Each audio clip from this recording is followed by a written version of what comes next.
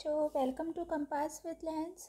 बच्चों, इस चैप्टर का चेंजेस अराउंड अस का अब हम सेकंड पार्ट स्टार्ट करेंगे। फर्स्ट पार्ट में हमने क्या क्या चेंजेस और किस किस तरीके से होते हैं वो समझा था। Shape, size, position, colour, state, internal state, इन सब के बारे में समझा था। और हमने रिवर्सेबल कौन से होते हैं और इरिवर्सेबल चेंजेस कौन से होते हैं, और फिर लास्ट में हमने फिजिकल एंड केमिकल चेंजेस के बारे में समझा था। आई होप आप सबको वो सब क्लियर होगा। अब हम स्टार्ट करते हैं second part, changes when different substances are mixed. अब वो चेंजेस हैं जब कुछ सब्सटेंसेस को आपस में मिक्स कर दिया जाता है तो आगे क्या रिएक्शन होता है, क्या चेंजेस आते हैं। So far we have seen the kind of changes. हमने चेंजेस के बारे में पढ़ा था, कितने तरीके के होते हैं, किस तरीके के होते हैं और कैसे होते हैं।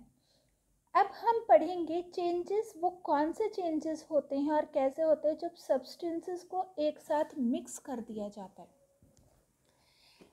यहाँ पर स्टार्ट हो रहा है, you have seen that when salt is mixed.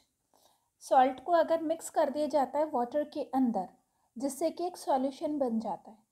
आप उसमें देखेंगे, जैसे हमने पहले भी सीखा था, आप उसमें देखेंगे कि हम सॉल्ट को इवेपोरेशन से, पानी के इवेपोरेट करने के बाद हमें सॉल्ट वापस मिल जाता है, और वाटर वेपर के थ्रू हमें, यानी कंडेंसेशन से वाटर हमें मिल जाता है। यानी जो सॉल्ट और वाटर को तैयार किया था, हमने सॉल्यूशन तैयार किया था, अब उसमें से सॉल्ट और वाटर को अलग अलग किस तरीके से करेंगे। अगेन रिपीटिंग, सॉल्ट को हम इवेपोरेशन के थ्रू हमें सॉल्ट मिल जाएगा और वाटर हमें वाटर वेपर के थ्रू मिलेगा। That's the change is reversible.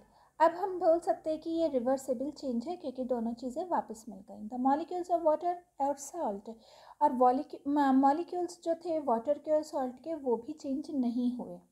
Therefore, dissolving salt in water is a physical change. इसीलिए हम कह सकते हैं सॉल्ट जो वाटर के अंदर डिजॉल्व था वो फिजिकल चेंज है। नेक्स्ट है इसी में, a chemical reaction has taken place between the reactants. अब जब केमिकल रिएक्शन होता है, दो चीज़ों को मिलाने के बाद या दो से ज़्यादा को मिलाने के बाद जो रिएक्शन होता है और नया प्रोडक्ट बन जाता है, तो उसको हम केमिकल रिएक्शन बोलते हैं। Takes place between the reactants, जैसे कि वॉशिंग सोडा और लेमन जूस। वॉशिंग सोडा को और लेमन जूस को आपस में मिक्स करेंगे, तो कार्बन डाइऑक्साइड ये तो बनेगा ही बनेगा, साथ में एक प्रोडक्ट और तैयार हो जाएगा। ओके, इसके बारे में आप डिटेल में, बहुत डिटेल में आपको नेक्स्ट क्लास में सीखने के लिए मिलेगा कि किस किस तरीके से रिएक्शंस होते हैं और क्या क्या प्रोडक्ट्स तैयार होते हैं। अब प्रोडक्ट्स होता है बच्चों, जब दो चीज़ों को या कुछ चीज़ों को मिक्स करने के बाद, मिलाने के बाद कोई नई चीज़ तैयार होती है, वो प्रोडक्ट होती है। Other products are also formed. The chemical change cannot be reversed. लेकिन जो केमिकल चेंज होता है, हमेशा ध्यान रखिएगा, केमिकल चेंज कभी भी रिवर्स नहीं होता। हमें वापस से वॉशिंग सोडा और लेमन जूस को अगर हम अलग करना चाहेंगे, सेपरेट करना चाहेंगे, तो वो नहीं होगा। To get back the reactants from the product, the chemical reaction can be written as follows. अब केमिकल रिएक्शन का लिखने का तरीका यही होता है, जैसे वॉशिंग सोडा प्लस, यानी प्लस का साइन मैथ्स वाला नहीं, वॉशिंग सोडा में लेमन जूस को मिक्स कर दिया, तो ये क्या बना, ये एरो का मतलब होता है क्या बना, एक तो कार्बन डाइऑक्साइड बनी और साथ में एक नया प्रोडक्ट तैयार हुआ। We thus see that when substances are mixed, it can result in a physical or chemical change. अब हमें ये पता चला, जब हम सब्सटेंसेस को मिक्स करते हैं तो या तो फिजिकल चेंज होता है या फिर केमिकल चेंज होता है, लेकिन ये सब डिपेंड करता है, this depends on the substances that are mixed and also on the conditions. वो कौन से सब्सटेंसेस को आप मिक्स कर रहे हैं और किस कंडीशन में कर रहे हैं, ये डिपेंड तब हो रहा है कि कौन सा चेंज होगा। For example, if iron and sulphur are mixed. अब इसमें भी एक हम एग्जाम्पल ले लेते हैं। अगर आयरन और सल्फर को मिक्स कर दिया जाए, आयरन और सल्फर को मिक्स करेंगे तो कोई भी चेंज नहीं होगा। ओके, आयरन ही रहेगा, सल्फर ही रहेगा। लेकिन जब उसको हम हीट कर देंगे, no but when the mixture is heated, जब हम उसे हीट कर देंगे तो उसमें चेंजेस होने शुरू हो जाएंगे, रिएक्शन होना शुरू हो जाएगा। इट ग्लोज, वो चमकने लगेगा। आफ्टर सम टाइम, और एक ब्लैक सब्सटेंस तैयार हो जाएगा। The black substance is a different compound with entirely different properties from those of iron and sulphur. जो आयरन और सल्फर ऊपर लिया था, जब तक उसे हीट नहीं किया था तो उसकी प्रॉपर्टीज़ अलग थी, लेकिन हीट करने के बाद में उनकी प्रॉपर्टीज़ पूरी तरीके से अलग हो गई हैं। ठीक है। So heating a mixture of iron and sulphur, अब हीटिंग करने के बाद मिक्सचर का आयरन और सल्फर का रिजल्ट क्या मिला? केमिकल चेंज मिला, क्योंकि ये वापस से चेंज नहीं हो सकता, वापस से हमें नहीं मिल सकता। कुकिंग ऑफ फूड, इसी तरह से कुकिंग ऑफ फूड भी है। फूड को आप, अगर कोई सब्जी है, सब्जी को चॉप करा, कट किया, तो वो वैसे ही रहेगी, लेकिन कुक होने के बाद में वो अलग तरीके से हो जाएगी, वापस से हमें नहीं मिल पाएगी। रॉ फॉर्म में वो वापस हमें नहीं मिलेगी, तो वो केमिकल चेंज हो जाएगा, क्योंकि वो हीटिंग के थ्रू हुआ है। Chemical changes can also occur under other conditions.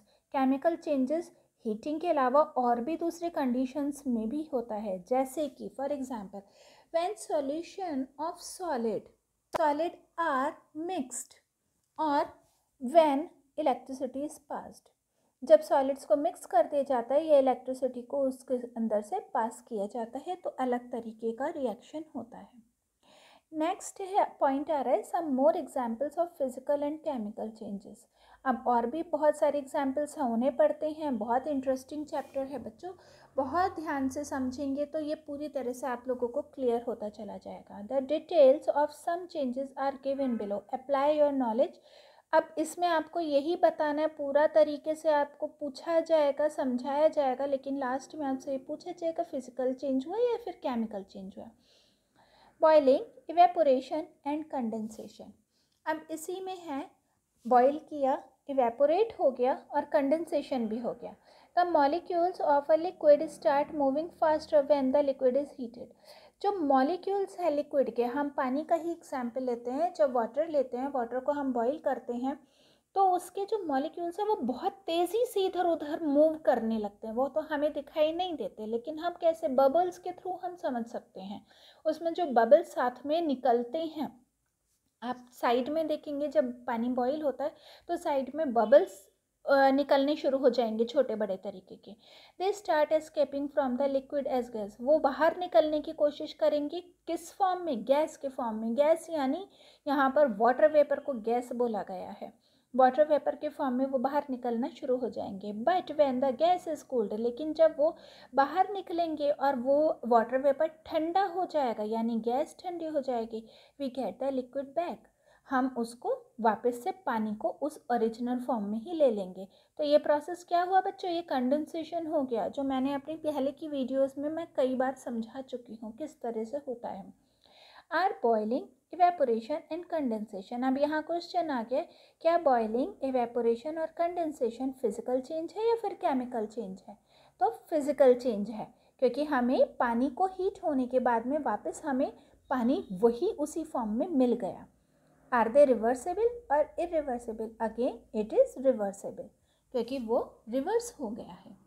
Next point आ रहा है इनका रस्टिंग। रस्टिंग होती है बच्चों जो जंग लग जाता है, अक्सर बाहर आयरन कुछ पड़ा रह जाता है, या कभी आपने देखा होगा जो अनपेंटेड होते हैं, यानी जिन गेट्स वगैरह पे या किसी लोहे के सामान पर, आप कंस्ट्रक्शन साइट पर भी देख सकते हैं, वहाँ पर अगर पेंट नहीं हुआ है और वो काफ़ी टाइम तक, कुछ आयरन का पाइप है, गेट है, कुछ भी है, तो वो कुछ टाइम बाद अपनी चमक खो देता है और उसके ऊपर रेड या ब्राउन कलर की लेयरिंग आ जाती है। धीरे धीरे पूरी तरीके से इस लोहे को गला देता है, पूरी तरह से कोरोड कर देता है, यानी ख़त्म कर देता है।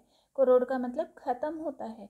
It is found that the brown substance called rust, इसी ब्राउन सब्सटेंस को रस्ट कहा जाता है, has very different properties from those of iron, और इसकी property, there is no simple way to get back the iron from rust. अब कोई simple तरीका नहीं है जो ईजीली आयरन को रस्ट से वापस ले ले, पूरी तरीके से पहले की तरह से वो रस्ट हट जाए और आयरन मिल जाए। what do you think? Rusting is physical change और chemical change? अब आप बताएंगे कि रस्टिंग केमिकल चेंज है या फिर फिजिकल चेंज है, और रिवर्सेबल है या इरिवर्सेबल है। तो इरिवर्सेबल हो गया और केमिकल चेंज हो गया क्योंकि वो वापस नहीं मिल रहा है। नेक्स्ट है मेल्टिंग ऑफ अ सॉलिड, किसी सॉलिड को मेल्ट किया। You have seen earlier that freezing of water is a physical change. आपको पता है वाटर एक फिजिकल चेंज है क्योंकि पानी को आपने जमा दिया, बर्फ़ बना दिया, लेकिन वापस से वो पिघल जाएगा, जब मेल्ट होगा तो पानी मिल जाएगा हमें वापस से, तो फिजिकल चेंज हो गया।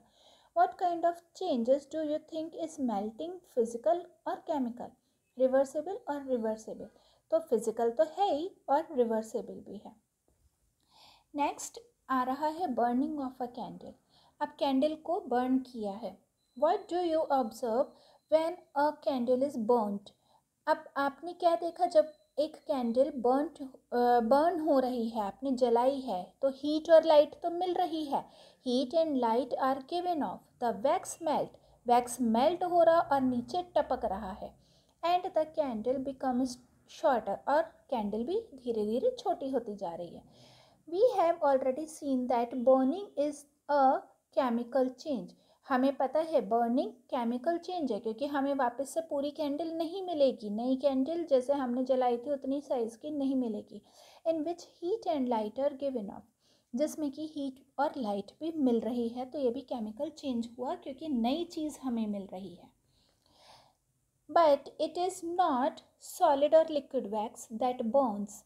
अब ये कोई सॉलिड और लिक्विड वैक्स नहीं है जो बर्न हो रहा है, it is actually wax vapour that Burns. ये एक्चुअली में वैक्स वेपर है जो बर्न हो रहा है। The heat of the flame melts the wax. जो हीट मिल रही है, जो फ्लेम आ रही है, उसकी वजह से ही वैक्स मेल्ट हो रहा है, तो ये फिजिकल चेंज हो गया। The liquid wax creeps up the wick. Wick होता है बच्चों जहाँ पर वो उसका धागा लगा हुआ होता है, जिसके अंदर कैंडल के अंदर जो धागा होता है उसे बोला जाता है, जहाँ पे उसे फिक्स किया जाता है, तो वहाँ तक वो लिक्विड वैक्स पहुँच जाता है by what is known as capillary action. इसी को कैपिलरी एक्शन कहा जाता है। The heat from the flame vaporises the liquid wax. जो हीट होती है फ्लेम की, वो वापस से लिक्विड वैक्स में पहुंचती है, यानी लिक्विड वैक्स बना देती है। It is also a physical change, ये भी एक फिजिकल चेंज है। But when the wax vapour Burns it is a chemical change. लेकिन जब वैक्स वेपर होता है, वैक्स वेपर बर्न होता है, तो वो एक केमिकल चेंज है। The heat of the flame keeps melting the wax. अब हीट की वजह से लगातार फिर भी वैक्स मेल्ट हो रहा है, okay, thus shortening the candle, और इसी की वजह से कैंडल भी छोटी होती जा रही है। सम वैक्स ड्रिप्स डाउन, कुछ वैक्स नीचे गिरती है और सॉलिड हो जाती है, यानी वापस से जम जाती है जब वो ठंडी होती है। This solidification is also a physical change. ये जो सॉलिडिफिकेशन है ये वापस से फिजिकल चेंज हो गया क्योंकि वापस से हमें वैक्स मिल गई जो मेल्ट हुई थी। दस वैक्स अंडरगोज बोथ केमिकल। अब ये बच्चों इम्पॉर्टेंट रहता है, आपसे यही क्वेश्चन पूछा जा सकता है कि जो बर्निंग ऑफ अ कैंडल है वो कौन सी कैटेगरी में आएगा, केमिकल चेंज में या फिर फिजिकल चेंज में। तो आंसर यही होगा कि वैक्स जो होता है, वैक्स यानी कैंडल की बात कर रहे हैं, वो दोनों तरीके के चेंजेस उसमें हो रहे हैं। केमिकल चेंज भी हो रहा है और फिजिकल चेंज भी हो रहा है जब कैंडल को बर्न किया जा रहा है, तो दोनों तरीके के चेंजेस उसमें आ रहे हैं। ओके, आई होप आपको ये चैप्टर का डिस्क्रिप्शन पूरी तरह से समझ आ गया होगा। और यहाँ पर बच्चों आपका ये चैप्टर 6 फिनिश हो चुका है। और अगर आपको कोई प्रॉब्लम आ रही है, कुछ आपको समझना है, तो आप प्लीज़ कमेंट सेक्शन में मुझसे ज़रूर पूछिएगा। और अगर आपको ये पूरी तरह से क्लियर हो गया है तो प्लीज़ लाइक तो ज़रूर कीजिएगा और अपने फ्रेंड्स और रिलेटिव्स में इसे शेयर ज़रूर कीजिए, जिससे कि वो भी इस चीज़ का फ़ायदा उठा सकें। और अगर आप चैनल पे नए हैं तो सब्सक्राइब करना तो बिल्कुल मत भूलिएगा। नेक्स्ट वीडियो के लिए टिल देन बाय बाय।